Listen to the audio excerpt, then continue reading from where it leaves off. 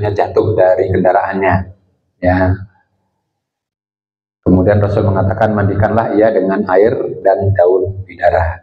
Jadi ini tentang hukumnya, mandikanlah dengan air. Jadi bagi orang yang meninggal dunia dalam keadaan ihram atau terlempar dari kendaraan, nah kalau di dalam hadis Rasul menyatakan dari untanya, maka Rasulullah memerintahkan untuk memandikannya dengan air yang dicampur ya daun bidara. Nah kemudian sabda Nabi Muhammad SAW tentang pelaksanaan memandikan jenazah putrinya Zainab. Ya ketika putrinya Zainab radhiyallahu anha meninggal dunia, kata Rasulullah, usil taha salasan au khamsan au sab'an. Mandikanlah ia 3 kali atau 5 kali atau 7 kali. Ya ini untuk memandikan jenazah wanita. Ya, tapi kalau laki-laki maksimal 5 kali. Ya, ini hadisnya jelas. Kemudian bagaimana adabnya atau urutannya? Dianjurkan agar memilih orang yang jujur dan dapat dipercaya untuk memandikan jenazah. Jadi jangan sampai kemudian kalau ada aibnya, ada tompelnya atau ada yang lain lah misalnya begitu dalam tubuhnya, kemudian disebar kemana-mana. Ya, jadi ini harus orang yang amanah, yang jujur, yang dapat dipercaya.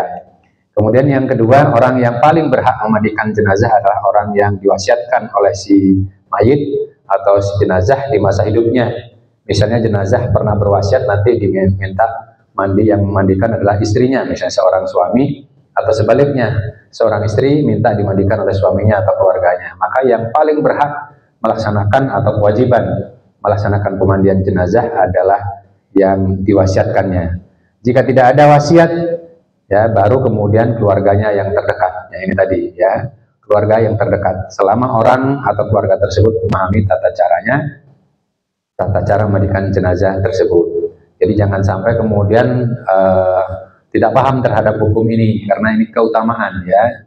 Tujuannya apa? Supaya segala sesuatu yang berkaitan jenazah tadi, terutama aibnya, auratnya, itu tidak menyebar ke mana-mana. Kemudian yang ketiga, jenazah pria dimandikan oleh pria sebagaimana jenazah wanita dimandikan oleh wanita. Namun bagi suami istri dibenarkan memandikan pasangannya. Ini berdasarkan hadis Rasulullah SAW ya, yang bersabda kepada Siti Aisyah radhiyallahu anha. Jadi ketika didera penyakit panas gitu ya, didera penyakit panas Rasulullah SAW, Siti Aisyah juga sama dalam keadaan kena demam. Ya kemudian masing-masing khawatir yang meninggal duluan, maka Rasulullah SAW menyatakan, kemudaratan apa yang akan menimpamu jika kamu meninggal sebelumku? Lalu aku yang memandikanmu, mengkafanimu, mensalatimu, dan menguburkanmu. Kaum pria maupun wanita dibolehkan memandikan jenazah anak di bawah 7 tahun yang berbeda jenis kelamin dengannya. Artinya kalau anak itu masih bayi di bawah 7 tahun ya, dijelaskan dalam hadis ya, boleh kemudian ya misalnya bayi wanita yang memandikan misalnya kaum pria atau bapaknya atau saudaranya yang atau pamannya yang laki-laki. Jadi diperbolehkan. Jadi begitu. Jadi jelas sekali bahwa yang balita masih boleh dimandikan oleh orang yang lawan jenis, maksudnya keluarganya. Kemudian seorang muslim dilarang keras memandikan jenazah orang kafir. Dilarang mengkafani, apalagi mensolati, mengantar dan menguburkannya, walaupun ia termasuk kerabat dekatnya. Ini harus dipahami betul nih. Misalnya kita punya kerabat yang non muslim gitu ya, padahal itu mungkin ayah kita atau ayah si keluarga itu yang meninggal ya, sementara keluarganya anak-anaknya sudah muslim, maka itu dilarang untuk memandikan jenazah meskipun itu keluarganya sendiri, ayahnya sendiri atau ibunya sendiri kalau masih di luar Islam. Ini jelas larangannya tegas. Kalau dihubungkan dengan Al-Quran juga jelas ya, dilarang menyolatkan, bahkan dilarang mendoakan. Kemudian yang keempat, bagi orang yang mati syahid, tidak dimandikan dan tidak pula dikafani serta tidak disolati, ia juga dikuburkan sebagaimana ia saat syahid. Misalnya seseorang yang sedang berjalan, di dalam perjalanan dia seorang muslim, perjalanannya baik gitu ya, kemudian kecelakaan Ya, dalam keadaan berjalan biasa berwudu, orang sudah tahu Pak sifatnya seperti itu. Dia meninggal dalam keadaan kecelakaan, sudah tidak sudah terpotong-potong atau sudah tidak tidak utuh, maka dia tidak dimandikan, ya, tidak dikafani, kemudian langsung dikuburkannya, ya, tidak disolati. Karena orang yang dalam perjalanan kemudian kecelakaan, tetapi dia dalam keadaan perjalanan yang baik, dalam keadaan suci, senantiasa berwudu, maka itu dihukumi sebagai syahid. Atau di dalam perjalanan itu kemudian dia dirampok, ya, dirampok atau dibegal. Ya, orang yang meninggal ketika mempertahankan hartanya, jiwanya, kehormatannya, kemudian meninggal dunia, ya, sehingga dia terbunuh, apakah tertusuk atau tersabet pedang atau tertembak sehingga dia meninggal dunia, maka meninggalnya itu dinyatakan syahid dan dia dikuburkannya dalam keadaan seperti itu. Ya, tidak dimandikan, tidak dikafani, dan tidak disolati, karena itu hukumnya syahid di sisi Allah Subhanahu wa taala. Kemudian yang kelima, jika terjadi keguguran bayi dan janin yang dikandung tersebut telah berusia 4 bulan atau lebih, maka ia wajib dimandikan, dikafani, disolati, dan dikuburkan, ya, sebagaimana hukumnya sudah bayi yang memang sudah utuh. Jadi kalau sudah usia 4 bulan, ya, sudah usia 4 bulan, maka hukumnya seperti manusia utuh, sebenarnya manusia yang sudah balik. Jadi tetap dimandikan, kemudian dikafani, disolati, dan dikuburkan. Karena janin yang telah berusia lebih dari 4 bulan statusnya sebagai jenazah manusia yang sempurna, artinya manusia yang sudah utuh. Keenam, memandikan jenazah harus menggunakan air yang bersih dan halal. Nah, ini penting, bersih dan halal, serta di tempat yang tertutup. Bagi mereka yang tidak ikut memandikan jenazah dilarang mendekat atau ikut-ikutan, apalagi mau selfie sambil dokumen gitu, ya, itu dilarang. Kalau yang tidak berkepentingan, ya, maka dilarang ikut masuk atau tidak boleh kemudian masuk ke tempat yang tertutup tersebut. Jadi menggunakan air bersih dan halal. Kenapa halal? Karena bisa jadi nanti airnya tetangga tanpa izin. Kebetulan rumahnya kosong, mandikannya di situ, ngambil air di sana, nggak boleh. Ya, walaupun itu airnya bersih, bisa begitu ngambil keran di rumah tetangga. Jadi tidak boleh, kecuali ada izin, ya, kecuali memang sudah diizinkan, atau air yang haram yang lainnya, ya. Kemudian beberapa peringatan. Memandikan jenazah yang wajib hanya 1 kali. Namun jika belum bersih, maka disunahkan diulang memandikannya 3 kali dalam 1 kesempatan, tidak dijeda. Misalnya sudah mau dikafani kok masih keluar, nah itu nggak boleh dijeda seperti itu. Jadi sampai tuntas dulu bersih, tidak keluar lagi, tidak ada yang kotoran-kotoran keluar dari 2 lubang atau bahkan dari mulut, maka setelah itu kemudian selesai. Jadi tidak boleh ada jeda, karena itu harus dipastikan bahwa jenazah sudah bersih ketika selesai dimandikan. Jadi gitu urutannya, diulang 3 kali, ya, guyuran pertama sampai tuntas, kemudian ditekan, dipelurut diurut, ya, bagian perutnya, kemudian dari dada dan sebagainya, sehingga keluar kotorannya semuanya. Setelah itu kemudian tidak keluar, nah, kemudian diulang lagi sampai 3 kali. Itu paling bagus, ya. Tapi sebenarnya kalau sekali diusap, dipelurut, ditekan dan sebagainya, kemudian diguyur sampai terakhir, kemudian sudah tidak keluar lagi, itu sudah sah, sudah diperbolehkan. Yang kedua, jika kondisi tidak memungkinkan jenazah tersebut dimandikan karena sebagian tubuhnya terbakar, ya, maka ia cukup ditayamumkan menggunakan debu yang bersih. Nah, ini kalau kondisinya misalnya terbakar, kulitnya sudah terbakar semua, ya, boleh ditayamumkan. Tayamumnya ya seperti tayamum kita kalau mau sholat, ya, bagian muka dan bagian tangan saja, ya. Jadi tidak perlu kemudian menggunakan air, ya. Tapi kalau misalnya masih ada yang bisa dibasuh, ya dibasuh, bagian itulah dibasuh, terutama bagian perut, supaya ditekan dan dibersihkan, ya, 2 lubang, kubul dan duburnya. Nah ini, tapi bagian yang terbakar, bagian muka dan sebagainya, itu tidak perlu, ya. Jadi seperti itu. Atau kalau tidak ada air bersih, gitu, ya, tidak ada air misalnya gitu, itu ditayamumkan, ya. Walaupun bagaimana kalau dalam keadaan terbakar atau ada yang luka bakar, kemudian tidak ada air, maka cukup dengan tayamum. Yang ketiga, disunahkan bagi orang yang telah memandikan jenazah untuk segera mandi setelahnya. Jangan sampai kemudian nunggu selesai dan sebagainya, nggak mandi langsung ikut menyolatkannya atau ikut menguburkannya. Maka disarankan untuk mandi lebih dahulu. Jelas ya Pak, ini tentang hukum dulu nih, tentang hukumnya. Dari beberapa yang sudah kita sampaikan, insya Allah jelas. Silakan Pak. Nggak boleh Pak, nggak boleh. Tapi nanti kita jelaskan ya. Nanti kita jelaskan tentang anak ya, tentang anak itu seperti apa gitu ya. Nanti kita jelaskan. Oke, pertanyaan kita simpan dulu. Yang lain, nggak ada, kita lewat ya. Urutan dan tata cara memandikan jenazah. Kita lihat gambarnya. Ini. Satu, jenazah diletakkan di atas dipan tempat memandikannya. Biasanya di masjid-masjid sudah ada ya, tempat pemandikannya sudah ada.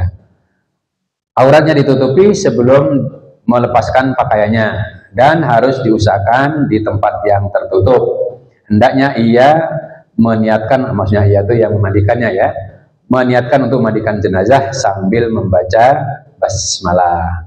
Nah, jadi diletakkan dulu di tempat bangsal atau tempat untuk memandikannya atau dipan ya, untuk memandikannya. Nah, biasanya kalau di kampung dulu saya ingat kalau memandikan jenazah, termasuk memandikan ibu saya sendiri, itu pakai gedebok pisang Pak, batang pisang itu disanggah lehernya sama sininya nih, bagian di atas pinggul ya. Jadi supaya ada rongga, nanti ketika dipelurut itu kotoran dari dubur itu keluarnya mudah ya. Jadi begitu. Biasanya agak dikasih penyangga bagian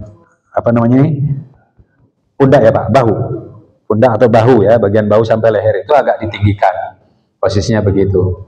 Nah, ini urutannya yang pertama. Kemudian yang kedua, orang yang memandikan jenazah dianjurkan untuk melapisi tangannya dengan kain atau sarung tangan pada saat memandikannya. Jadi bisa potongan kain kafan atau ya sekarang sarung tangan itu kan, yang sarung tangan karet atau plastik yang ngepres ke tangan itu sudah banyak ya. Jadi kita harus menyediakan ya, di setiap masjid mesti punya itu untuk memandikan jenazah. Nah, ya. Kemudian yang ketiga, kepala jenazah agak diangkat, maksudnya agak ditegakkan sedikit ya. Usahakan ada bantalan agar posisi kepala dan bahu terangkat. Kalau di kampung sering menggunakan batang pisang ya. Ini saya masih ingat, ini tambahan dari saya ya. Kalau di kampung biasanya menggunakan batang pisang, karena kalau di kampung itu biasanya nggak ada alat khusus Pak. Jadi batang pisang, kemudian untuk menyangga bagian bahu dan juga bagian ini di atas panggul. Jelas Pak, ini udah kelihatan ya. Nah, kemudian ketika kepala dan bahunya agak diangkat, perutnya ditekan-tekan sampai kotorannya keluar. Nah, maksimal memandikan itu 3 orang ya, maksimal. Jangan 5 orang atau 7 orang, maksimal 3 orang ya. Ditekan-tekan sampai kotorannya keluar. Setelah berhenti keluar, kemudian bagian kubul dan duburnya dicuci hingga bersih, dicebokin maksudnya ya, dicebokin hingga bersih. Dalam keadaan tetap ditutup ya, ditutup kain di atasnya. Jadi begitu. Ketahuannya bersih dari mana? Kan ada lubang buangnya itu biasanya. Dipannya itu kan dikasih saluran lubang ya Pak ya, sambil dikocorin pakai gayung, kemudian sambil dipelurut-pelurut ya, sampai kemudian ternyata air buangannya itu dalam keadaan sudah tidak ada kotorannya. Nah, itu ketahuannya di situ. Baru nanti di pusarnya dan sebagainya diguyur ya, diguyur. Kemudian yang kelima, jenazah tersebut diwudukan. Ini kalau sudah bersih Pak. Kalau sudah pasti diurut ya, misalnya dari urutan semuanya sudah bersih, kemudian diwudukan dulu ya. Maksudnya bersih perutnya, isi perutnya sudah tidak mengeluarkan kotoran lagi dari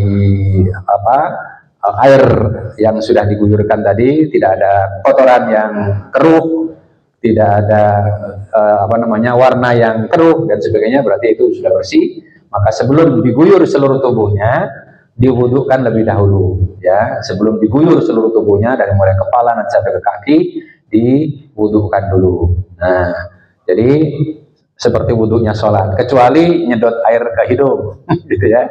Jadi itu tidak ada istinsak maka ia memandikan cukup mengusap dengan apa namanya bagian hidung itu dan mulutnya, misalnya diusap-usap pakai kain tadi ya, diusap-usap gitu ya. Jadi begitu, jangan ditumpahin air, dikocorin, apalagi menggunakan selang gitu ya, jangan. Nanti kebelebekan dia.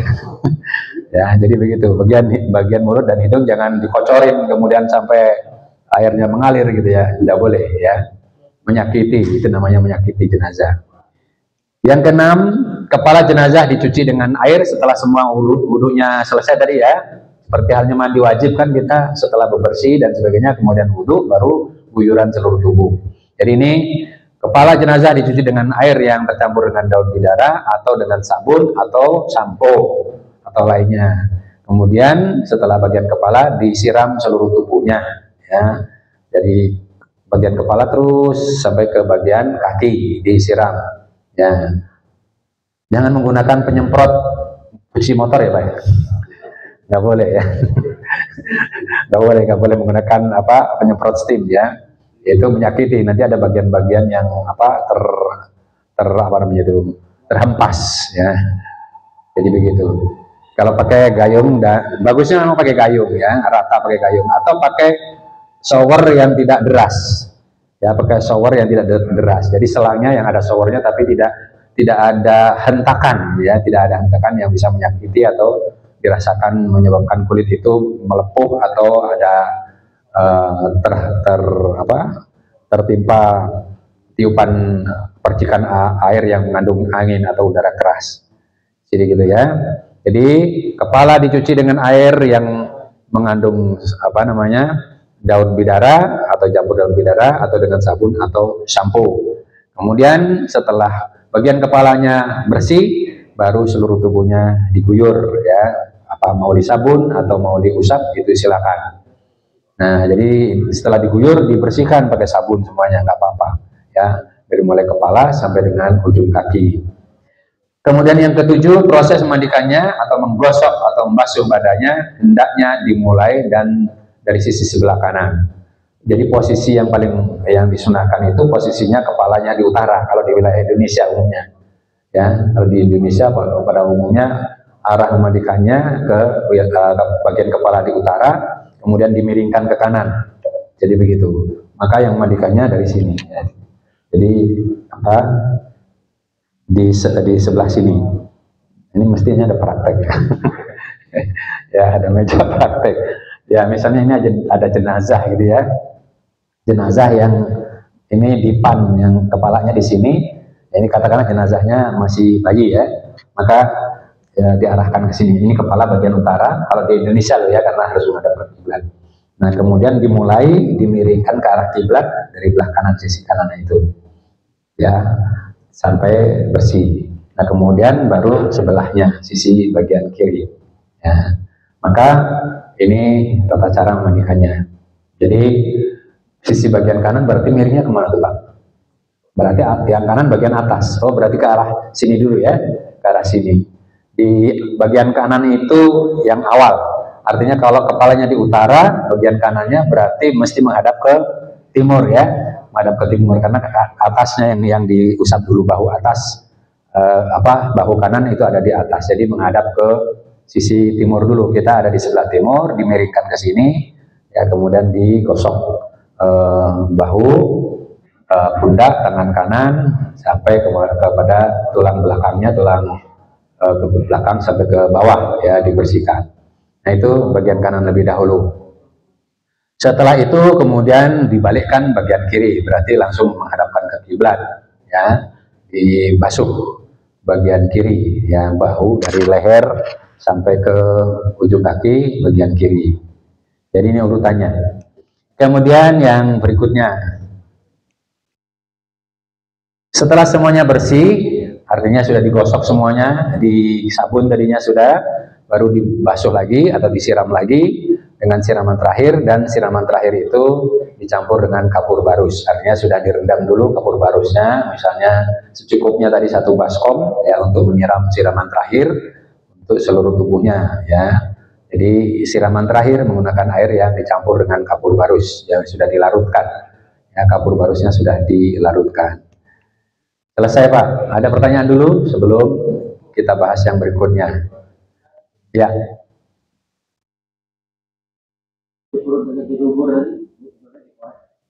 Nggak boleh. Nggak boleh. Dicopot. Ditekan perutnya. Ya. Dicebokin Pak. Dicebokin aja. Diusap pakai apa tadi? Ya pakai kapas atau kain tadi ya diusap. Ya, jangan dirocok. Ya. Ya, seperti mencebokin biasa saja ya. Jangan sampai kemudian sampai masuk ke lubang gitu ya, jangan. Itu biasa saja. Sebab pada prinsipnya setelah ditekan ini pada umumnya apabila sampai 3 kali itu sudah bersih Pak, tinggal mencebokinnya. Jangan sampai kemudian dikodok apa gitu ya, dikodek-kodek, dicolek-colek jangan ya. Jadi ya, jangan bangun. Ya, jadi cukup dicebokin biasa dan itu ketahuan dari airnya Pak, air cebokannya kalau sudah bersih itu biasanya sudah aman. Ya, jadi gitu. Ada lagi Pak? Ya, silakan. Posisi jenazah ini pada pemandian rumahnya tidak memungkinkan arah selatan. Nggak ada masalah sebenarnya. Arahkan ke arah kepalanya, diarah ke kiblat. Membujurnya bisa nggak apa-apa. Yang paling penting prinsipnya adalah ketika memandikan urutannya sebelah kanan dulu. Ya kalau memang kondisinya seperti itu, ya kita tidak bisa mempersulit, tidak boleh mempersulit. Ya memang kondisinya rumah seperti itu, ketemu apa namanya teras tritisan kalau orang Jawa bilangnya ya, samping rumahnya membujur apa namanya ke barat timur ya, disitulah kita memandikannya. Ya, nggak masalah. Tapi kepalanya tetap harus ada di posisi sebelah barat. Jadi gitu. Ya kemudian memandikannya tadi berarti miringnya ke utara dulu, bagian kanan ke utara apa ke kanan ya, bagian apa sisi kanan di atas dibersihkan lebih dahulu, baru kemudian digulingkan atau dimiringkan ke selatan.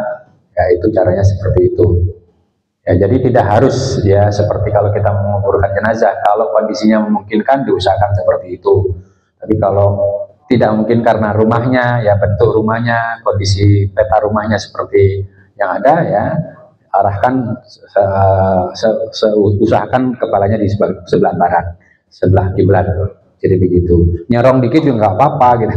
Kondisi rumahnya misalnya di pojokan, di hook agak nyerong ya nggak apa-apa. Usahakan seperti itu, tapi prosesinya yang mendekati ke arah kiblat kepalanya. Jelas Pak? Ada lagi? Ya Pak. Nah, sekali ya, sekali itu misalnya tadi setelah dibersihkan semua perutnya, dirasa sudah bersih nih, kemudian kan diwudukan. Nah, diwudukan, setelah diwudukan selesai, kemudian mulai dari kepala disampoin, kemudian dibalur sampai bersih basuhan terakhir. Itu 1 kali berarti 1 putaran. Kemudian nanti coba kadang-kadang kan didiamkan itu ternyata rembes lagi. Kok ada darah misalnya gitu, ada cairan kuning dan sebagainya, berarti itu belum bersih. Diulang lagi dari awal. Jadi gitu, jangan diangkat dulu. Posisinya begitu diguyur-guyur, kemudian nanti agak dimiringkan atau digoyang sedikit. Kalau misalnya ternyata aliran airnya ada rembesan, biasanya rembesan itu darah atau cairan hitam atau kuning, ya itu berarti belum bersih. Nanti diurut lagi, dimulai dari awal lagi. Itu kriteria putaran kedua. Tapi jangan diangkat, diturunin dulu baru ketahuan oh ini ternyata belum bersih, kok masih berdarah, masih rembes dan sebagainya. Gitu ya. Jadi kriteria 1 putaran atau pertama itu tadi sampai tuntas di guyuran terakhir setelah disabunin ya seluruh bagian tubuhnya, diguyur yang terakhir ya 3 kali misalnya begitu. Kemudian didiamkan dulu. Nah, didiamkan ternyata kok masih alirannya itu rembes lagi atau ditengok lah gitu ya, ditengok bagian dubur dan kubulnya. Nah, kalau di situ masih ada rembesan yang tercampur darah atau tercampur kotoran warna hitam atau kuning tadi, maka diulang lagi. Di perutnya itu diusap lagi, ditekan lagi, agak ditekan lah ya, kayak dipijit agak kenceng supaya kotoran yang ada dalam tubuhnya itu dipastikan semuanya terdorong dan keluar lewat duburnya.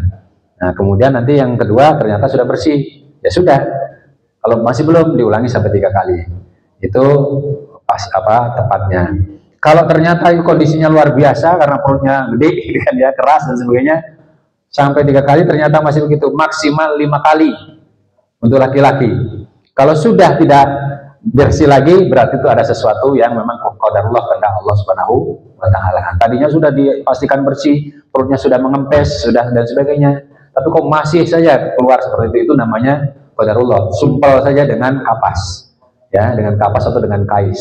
Nah, itu yang pertanyaan Bapak tadi, boleh disumpel tadi ya lubangnya, karena itu sudah melebihi ya batas syariat yang ditetapkan oleh Rasulullah Shallallahu Alaihi Wasallam. Jadi begitu.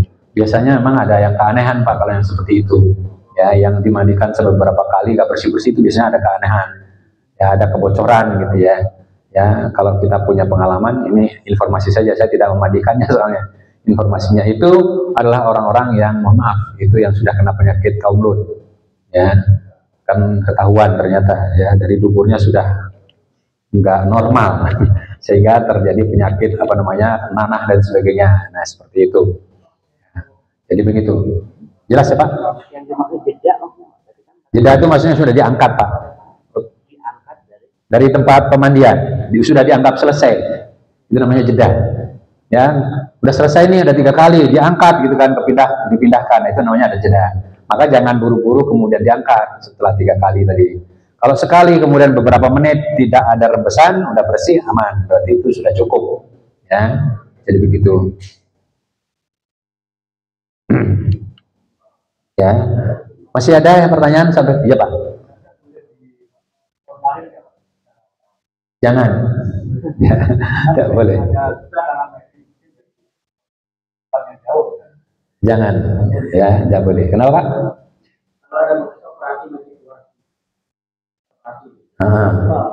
Luka. Ya. Ya. Jadi bekas luka itu tetap dalam keadaan posisi diperban ya dengan kain ya. Kemudian nanti tidak boleh disiram terus-menerus di situ justru karena ada bagian yang luka seperti luka bakar atau operasi tadi. Ya, itu jangan diguyur Pak. Itu tetap posisinya diikat dulu dengan kain ya yang bersih ya, kemudian atau diperban lah dengan apa tuh namanya kain kasa ya, kain kasa ya seperti itu. Tapi kalau misalnya memungkinkan diguyur kemudian menjadi bersih ya seperti kita habis apa mau goreng ikan Pak ya, belahannya itu kan sampai bersih itu bisa saja ya, tapi tetap harus hati-hati jangan sampai kemudian ada bagian-bagian yang malah retak atau rusak atau tergores ya dan sebagainya. Jadi prinsipnya seperti itu. Kalau misalnya sudah 3 kali ya diperban tadi atau istilahnya disumpel atau dibalut ya Pak ya, itu bagian yang lukanya ya, diperban, diikat di situ, boleh dengan plester dan sebagainya, sehingga itu memungkinkan untuk tidak rembes lagi. Jelas ya Pak? Baik, kita lanjut yang urutan ke-9 nih. Setelah itu badan sang mayit dikeringkan dengan handuk. Nah ini karena sudah dipastikan bersih, dikeringkan handuk dengan handuk biasa ya seperti tadi, diusap ya mulai dari punggungnya, kemudian seluruh tubuhnya dari kepalanya dan sebagainya. Bagi jenazah perempuan, ini khusus yang memandikan perempuan juga, hendaknya rambutnya dipintal atau diikat lalu diletakkan bagian belakangnya, jadi digulung ya, digelung ya, dipilin ya, kemudian digelung di bagian belakangnya. Kalau Rasulullah itu bagian anaknya bagian ditaruh di ubun-ubunnya, tapi kemudian agak diturunkan ke belakang. Nah, artinya di belakang kepala. Setelah selesai jenazah dipindahkan di tempat atau di ruang tertutup untuk dikafani. Ya, jadi setelah dipastikan sudah nggak ada rembes lagi, sudah dinyatakan bersih, atau tadi sudah 5 kali gitu ya, maka pindahkan ke ruang tertutup untuk disiapkan dikafani. Selesai Pak, tinggal prakteknya. Ada yang jadi volunteer. Dan masing-masing orang harus bisa ini, anggota keluarga ya, baik anak maupun bapak harus bisa semua ini ya. Karena kalau yang meninggal bapaknya, anaknya wajib memandikannya. Jadi itu lebih utama ya. Jadi gitu ada, atau minggu depan bulan depan ada prakteknya Pak. Pakai apa namanya bantal guling ya. Atau ada yang mau jadi volunteer gitu ya, tapi jangan telanjang gitu ya. Jadi gitu ya. Jadi gitu ya, supaya nyoba gitu ya. Ya, ada pertanyaan lagi Pak? Ya. Di suatu daerah itu saya pernah lihat suaminya meninggal, istrinya nggak boleh memandikan. Saya melihat awal. Nah, itu apakah perbedaan mazhab aja atau ya ini mazhabnya dari 4 mazhab sama, suami atau istri boleh memandikan pasangannya, malah dianjurkan supaya tidak terlihat oleh orang lain. Jadi begitu, malah emang itu dianjurkan, anjuran Nabi begitu. Jadi seperti Rasul tadi, kalau kamu meninggal, tidak apa keberatanmu gitu kan, apa keberatanmu kalau aku yang memandikannya, kalau engkau meninggal dunia lebih dulu kan gitu. Sebaliknya Rasulullah meninggal dunia, yang memandikan kan istrinya juga gitu kan. Baru nanti pada saat ya peristiwa sampai 3 hari itu ya menunggu terjadinya pemilihan khalifah waktu itu ya, maka yang memandikannya tetap istrinya ya. Rasulullah begitu. Tidak ada perbedaan sebenarnya. 4 mazhab itu nggak ada perbedaan, Pak. Hadis ini satu, nggak ada khilaf di dalamnya. Ya mungkin khawatir gini aja kali, khawatirnya nanti melihat suaminya dia histeris, ya khawatir histeris malah dipeluk-peluk karena merasa sudah ditinggalin sementara tidak mampu dan sebagainya, ya karena tulang punggung dan sebagainya. Khawatirnya seperti itu. Jadi tidak ada kaitannya kemudian takut melihat auratnya. Yang dikhawatirkan justru masalah histerisnya tadi, tidak bisa menahan emosi, kemudian menangis atau memukul-mukul, dipukul-pukul itu jenazahnya karena meninggal duluan misalnya gitu. Nah itu yang dikhawatirkan, justru bukan karena masalah aurat, karena ini hadisnya tidak ada khilaf di antara 4 mazhab itu. Yang dikhawatirkan nggak boleh justru tadi, khawatir kalau seorang suami meninggal dunia lebih dahulu, sementara dia tulang punggung keluarga, istrinya kemudian khawatir bagaimana mengurus keluarganya dan sebagainya, khawatir nanti malah histeris pingsan di situ. Nah itu beda kalau yang seperti itu ya. Jadi tidak boleh dipaksakan, baru menunjuk di antara keluarganya yang terdekat ya, dari keluarga suami maupun keluarga istri, pokoknya orang terdekatnya untuk memandikannya. Ya Pak. Kalau pas mengguyur air itu kan dari atas ke bawah itu maksudnya turunnya disiram dulu. Atau ada yang disiram sebelah kanan dulu, sebelah kanan, sebelah kanan, sebelah kanan. Ya. Lalu disiram semua baru sampo. Ya. Jadi disiram seluruh tubuh Pak. Ketika setelah wudhu tadi selesai, ya, setelah diwudukan selesai, kepala disiram, dibersihkan dulu bagian rambut, ya kan? Sebelum mandi. Ya. Jadi sampo itu dimandiin. Sesudah diwudukan Pak, itu sudah proses memandikan namanya. Ya, jadi sudah proses memandikannya tadi, diguyur semuanya baru disabunin, gitu. Jadi setelah urutannya kita ulang lagi ya. Setelah posisi agak ditegakkan disangga punggungnya, kemudian perutnya itu ditekan, dipijit sambil diguyur juga Pak, seperti dicebokin gitu biar mengalir. Terus gitu diurut-urut perutnya itu ya, dari sisi kanan, sisi kiri, kemudian semua ya seperti orang diurut perutnya lah gitu ya, sambil diguyur. Kemudian setelah bersih, yakin tidak ada keluar kotoran lagi, darah, cairan hitam atau kuning, baru kemudian diwudu dulu Pak, diwudukan ya, diwudukan seperti orang berwudu, kecuali hidungnya atau mulutnya tadi nggak usah kumur-kumur dibocorin, cukup dibersihkan saja. Setelah selesai baru diguyur kepalanya. Nah, dibersihkan dengan sampo. Diguyur seluruhnya, tapi diguyur seluruhnya 3 kali, diguyur seluruh tubuhnya basah, baru dimulai dari kepala itu disampoin, kemudian baru bagian kanan tadi ke bawah sampai ke ujung kaki ya, dimiringkan dari leher terus sampai ke ujung kaki. Selesai ya, dirogoh-rogoh begitu ya, diusap-usap semuanya, kemudian dimiringkan ke sebelahnya bagian kiri, guyur lagi. Jadi ketika gosok bagian kanan tadi udah diguyur juga Pak, sabunnya diguyur 3 kali gitu ya, sampai habis. Kalau misalnya pakai shower nggak harus 3 kali sebenarnya ya. Kemudian setelah selesai baru bagian kiri sabunin gitu ya, dari ujung telinga sampai ke ujung kaki bagian kiri. Selesai itu kemudian diguyur ya, diguyur bersih. Nah setelah bersih didiamkan dulu kira-kira beberapa menit ya, kemudian dilihat apakah masih ada rembesan-rembesan. Begitu tidak ada, berarti sudah cukup sekali, selesai. Baru kemudian dianduk, dikeringkan pakai anduk. Nah, kadang-kadang gini ya. Kalau begini mandi dulu Pak. Wudhu dulu Pak. Kalau sunnahnya ya wudhu dulu, seperti mandi janabah. Mandi dulu mandi Lagi Oh, wudhu lagi boleh. Ya, tapi mandi wajib itu urutannya, ya, mandi jenazah juga gitu. Wudhu dulu, setelah dibersihkan kemaluan kita, ini laki-laki semua nih. Ya, setelah dibersihkan kemaluan kita, kita kemudian wudhu, baru diguyur seluruh tubuh, gitu. Mandi wajib, pakai sampo dan sebagainya, pakai sabun dan sebagainya. Nanti kan nyenggol lagi, terakhirnya wudhu lagi. Ya, nah setelah selesai, tadi kan sudah wudhu ya. Ya, setelah diguyur semuanya, kemudian baru guyuran 3 kali tanpa menyentuh bagian kemaluan kita. Jadi yang terakhir itu guyuran 3 kali itu dalam keadaan sudah berwudhu. Ya, mandi janabah, mandi janabah, mandi junub ya. Ya, jadi gitu. Setelah dibersihkan kepalanya kan tadi kemaluan dan kepala sudah dibersihkan, itu Pak. Betul. Maksudnya ini yang wudhu yang mana Pak?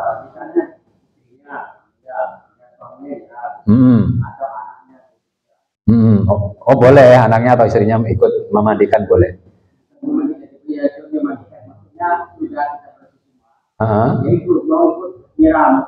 Yang siraman terakhir. Oh simbol, boleh, boleh.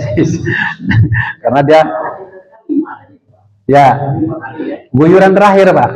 Jadi guyuran terakhir setelah digosok pakai sabun, ya bagian kanan dan kiri selesai kan tadi. Berarti itu guyuran terakhir Pak, yang guyuran paling akhir itu 3 kali guyuran terakhir itu saja. Ya bareng-bareng, nggak usah simbol-simbol, bareng aja sih itu.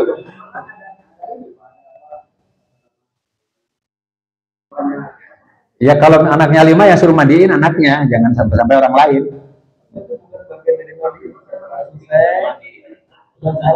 Nggak ada syarat apa lagi, karena ini tidak boleh boros air. Masalahnya itu kan masalah boros air ini gitu kan. Nggak boleh berwudu juga kan kita nggak boleh boros air. Jadi permasalahannya sunnahnya adalah tidak boleh boros air tadi. Kalau anaknya 5 mau mandiin 5-5-nya ya boleh, gitu kan, barengan ya. Tinggal apa namanya, yang lurut siapa, yang guyurun siapa, kan begitu, bagi-bagi gitu ya. Jadi gitu. Ya, sudah cukup ya. Oh ya. Potong kuku kapan itu Pak? Oh, potong kuku. Potong kuku itu sebelum dimandikan tadi posisinya, ya, sebelum diguyur atau sebelum dipelurut-pelurut tadi. Itu dipotong kuku. Tapi biasanya kalau sudah seperti itu nggak boleh dipotong Pak. Dikorek saja. Dibersihin. Nah, hitam banget. Nah, itu dibersihin Pak. Pakai lidi atau pakai apa gitu ya, dalamnya itu dibersihin. Ya. Tidak boleh dipotong Pak sebenarnya. Dibersihkan apa namanya, dalamnya itu. Ya, kerak-keraknya yang ada di antara kuku dan daging itu dicongkel. Jelas ya Pak ya? Insya Allah jelas ya. Oke. Mau dilanjut setelah azan atau cukup? Ya, azan dulu aja. Allahu Akbar. Allahu Akbar.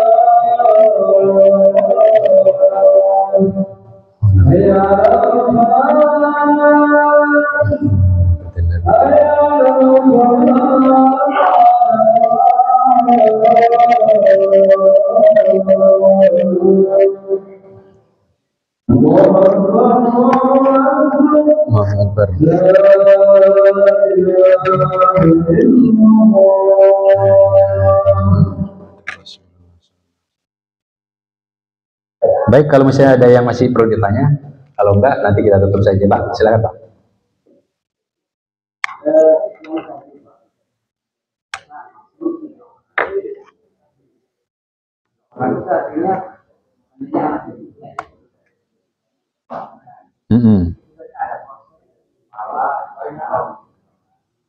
Itu kalau berbarengan